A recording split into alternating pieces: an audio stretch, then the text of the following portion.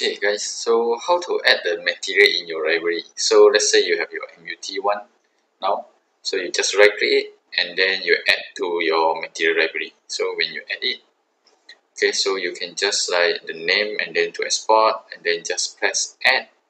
Then now you have your material in the library. So let's say you load your material.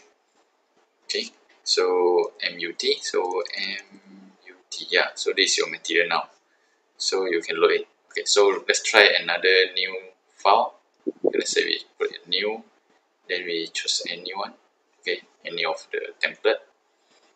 Okay, so wait for a while, and then let's say we want to load a new material here. So load. Okay, so the MUT we can find it like MUT. Okay, so this is the material. Okay, so we just load inside. Okay, so we have the material now. Okay, so this is how you add your material in your library for 60.